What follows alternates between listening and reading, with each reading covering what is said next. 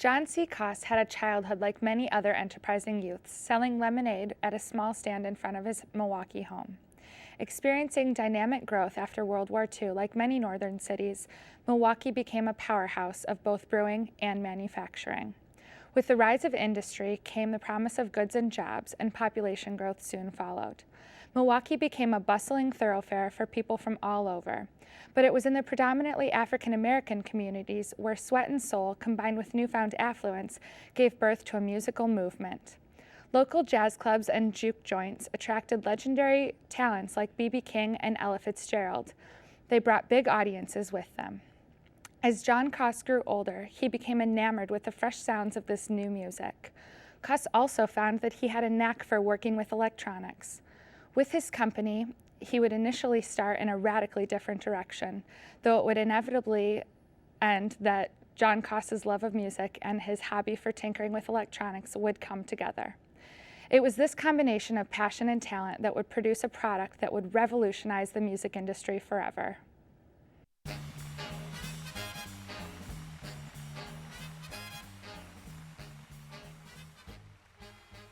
In 1953, John C. Koss took $200 that he and his wife had received for a wedding present, which was meant to go toward the purchase of living room furniture, and instead he went to Chicago and bought 50 broken televisions. He brought them back to Milwaukee, repaired them, and began renting them to hospital patients. John Koss was a passionate music lover as well as a big band musician. He soon turned his attention toward the promising hi-fi industry. Together with Martin Lang, he created the 390 phonograph, a phonograph that had speakers that would unfold so that one could carry it from room to room. They planned on showing it at a local audio show. However, they needed a marketing hook to help sell the system. So he thought of putting a headphone with it. So he went along to the parts store and he bought a shortwave headset. Back then you could buy headphones for telephone operators or people on airplanes or crystal waves, people that had crystal wave sets, short waves, things like that. So what he did was he wired that into stereo and plugged it into the phonograph, but it sounded really bad. It sounded like a telephone. Imagine listening to music with two telephone receivers pressed against your ear. So because he'd been in this hospital television rental business, he had some small 3-inch speakers that were used inside the television sets laying around in the garage that they used to repair the TVs. So he had an idea of taking one of those speakers and putting it inside the headphone. So he and his partner, Martin Lang, took these little 3-inch speakers, drilled holes through the magnets, fished a clothes hanger through it, tore the chamois pads off of a flight helmet, and cut out some cardboard to put on the back, roughed it all together, put it on, plugged it in, and it sounded fantastic. Had a nice big bottom end and sounded really clear. So they thought they had something, and that was the first Koss stereophone, the SP3. The SP3 was the world's first high-fidelity stereophone, and with the SP3, the sound of Koss was born.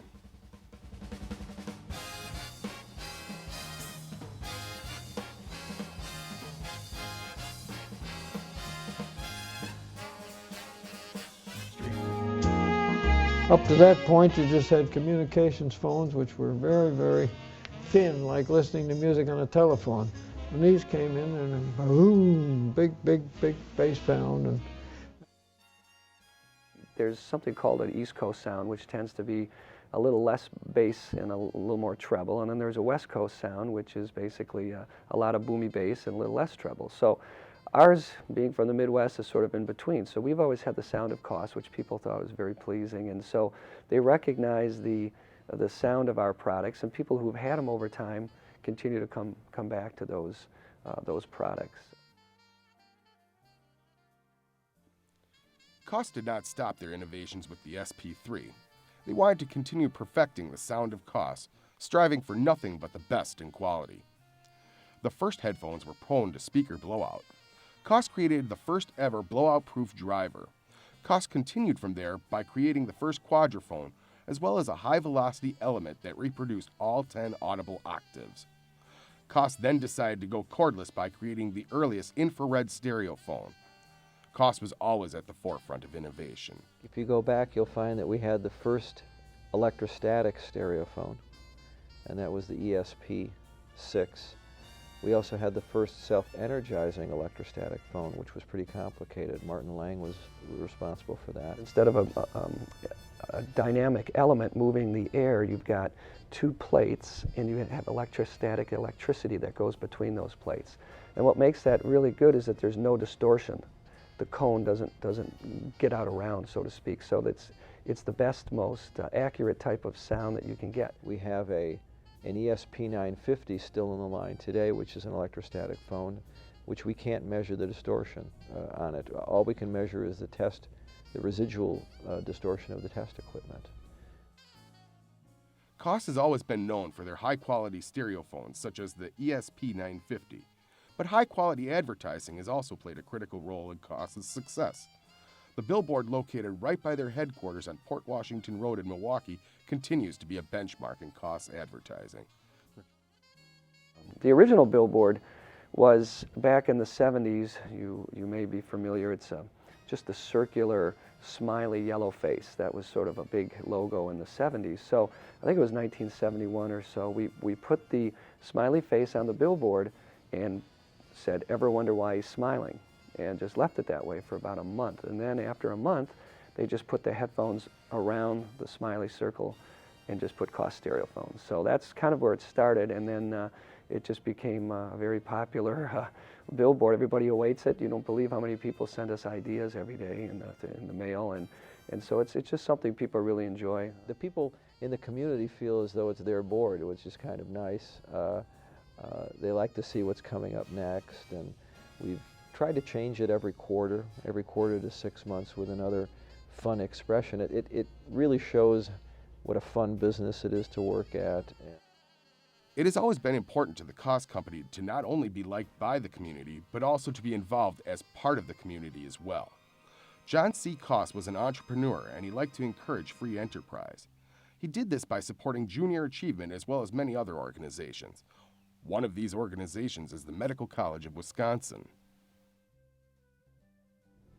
We've been very involved with the Medical College of Wisconsin.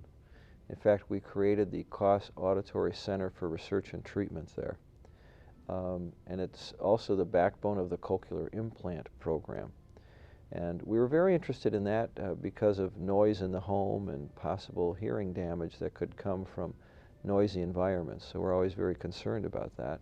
And we got involved to study that the whole aspect of noise in the home with the medical college many years ago. This center provides recognition, assessment, and treatment of hearing and balancing disorders.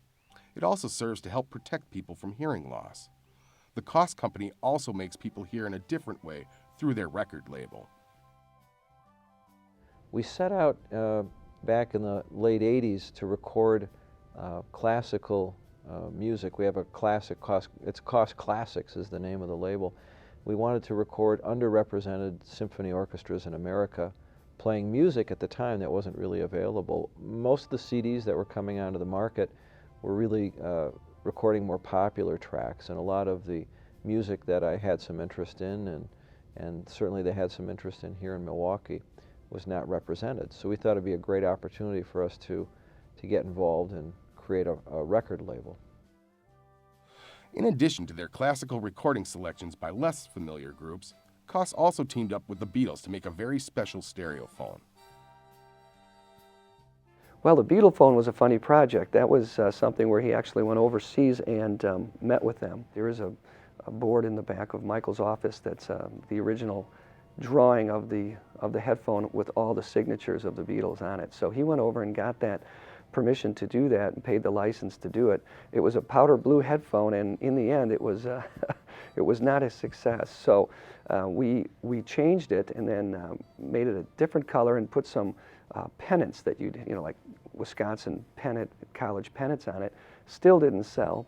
Then we took it, we turned it into the K6X and made it a brown color, very bland, and it became a very good selling headphone. So I don't know if it was the powder blue color or what it was. It just never did very well. But we always tried those types of things. But as recently as about 5 years ago, I think I saw a Beatlephone out on eBay for, I think it went for like $500 or something like that. So it's hot today, but we just didn't really make that many of them. Despite the lack of commercial success of the Beetle phone, Koss continued to set the industry standard for stereo phones. The quality of their products was so high that they were able to win government contracts.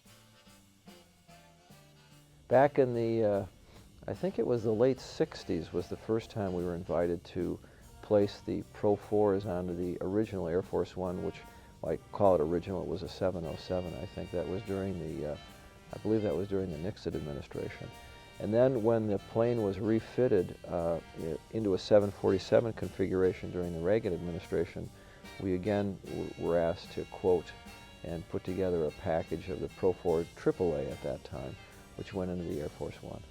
When I worked in shipping in the summertime when I was in high school, I remembered shipping out an order to fill for the Air Force One. I also shipped out an order for the Watergate Committee. That was back in the very early 70s when they were listening to the Nixon tapes. So recently there was a auction for lots of those memorabilia, and they talked about auctioning off a Pro 4 AA Koss headphone that was used to listen to the tapes. So. Growing up, John and Michael Koss had a childhood not unlike most children, despite the fact that their father was the founder of a multinational company. I guess the thing about people starting to recognize the name was a little strange when I was young. I think it was maybe 2nd or 3rd grade where my teacher said that she knew what my father did, which was funny. I didn't always think of that, but people seemed to know what my father did, where I didn't know what a lot of other people's fathers did. Although they didn't really know what he did day to day, they knew who he was and what he did. So that was a little different at first, and so that was sort of my early recollections of how people would sort of view the company. But I always enjoyed talking to Dad about the business. He used to come home late at nights, and a lot of times he'd get Chinese food, and I'd sneak down and talk to him, and we'd have some nice talks about stuff, and he'd tell me a little bit about business, and so we had a lot of chats that way. So, and then when I first started working with the company, he made some sales calls with me, and so it's always been a sort of almost like a teacher relationship that I've had with him. Yeah, I guess he's never been per se my direct boss, but I've always enjoyed working with him. Well, I do remember meeting Bobby Hackett when I was a child, and I brought my father's trumpet to him and asked him if he could teach me how to play it. I was a pretty young guy. I thought if he was so famous, he could probably teach me how to play it right there. I didn't get much out of it, just a lot of air blowing through the horn. But over the years, I had a chance to meet some of those folks, Frank Sinatra Jr., and I met Mel Torme several times, and that was always exciting. And my father introduced us to a lot of his distributors from around the world. When they'd come to visit, he'd have them over for dinner. So it was always a great opportunity to find out what people were like from other parts of the world. That was a lot of fun. And then my brother and my sisters and I all had a chance to work here. We'd work here in the summers when we had a chance, and starting with sweeping floors and working in the print shop and the design department, or making headphones or repairing headphones. We all had a really great hands-on experience from that. With such an impressive history, there is no argument that the Koss company has been a leader in delivering high-fidelity sound. With a track record like this, one can only imagine what the future holds for the Koss company.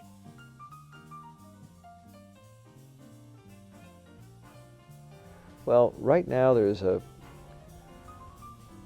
things have exploded in using stereophones. I mean, there are very few things that you carry around today that don't have headphone jacks in them. I mean, you can find headphone jacks in portable cameras, digital cameras, and telephones, cell phones, now iPods and iPhones, for example, computers, Blackberries, everything has a headphone jack in it. So we've just seen an explosion in that area. But we have also seen, in many instances, a real degradation in the quality of the sound that people are willing to accept. And it's in some ways stepped back to where it was before the invention of the first compact disc recorder. So it's a challenge for us to make certain that everything that we make will continue to show off the sound of Koss, and also really play into the fact that there's some weaknesses in the design chain there for the phone, or for the equipment. So we see continuing expansion in that area, more flexibility in terms of use, more more different types of use, more different types of applications. Today people might collect 3 or 4 or 5 different headphones for 3 or 4 or 5 different uses. One for travel, one for working out, one for work. They'll sit at their desk and use them. So we have many different opportunities from that standpoint. Focusing in on sound, focusing in on comfort will continue to be the mainstay of the business. We're still really focused in on looking at the headphone business alone. We haven't really looked at a larger scope. We've been in and out of the speaker business for years, and we've really decided to really stick to the headphone niche. So I think there's some technology that we're looking at as a company that we're hoping to have come out soon, that we've been working on for quite some time, which will be a very different way to listen to stereo phones. And so we just look at it as that part of the business, the high end, some new stuff that we're doing there. And then on the regular part of the business, the retail part of the business, I think we're just going to continue to try to innovate stuff that's fashion forward and just keep driving the business that way. The headphone business right now seems like it's just up and up. I mean, people use it for everything. You see people using headphones on many different appliances, but not only that, they use many different types of headphones. They'll use an earbud for one style of use. They might use a larger headphone for working out. So in the early days, when we wanted to get a headphone on everybody's head and get a headphone in every home, that's done. Now what we want to do is we want to have a headphone for every use that people use headphones for, and have multiple purchases and multiple headphones in multiple homes. So we're going to continue to really try to do everything you can do in the headphone business. The Koss Corporation takes pride in their unwavering commitment to satisfying the ever-changing needs of their customers. They will continue to develop new and innovative stereophones that will push the boundaries of personal listening to new heights. It is their singular goal to continually set new standards in high-fidelity audio. While Koss has grown to become a multinational corporation, they have never forgotten their local roots. Through charitable donations and their community outreach program, the Koss Corporation takes pride in giving back. It is their commitment to quality and community that sets Koss apart and drives their success as a company.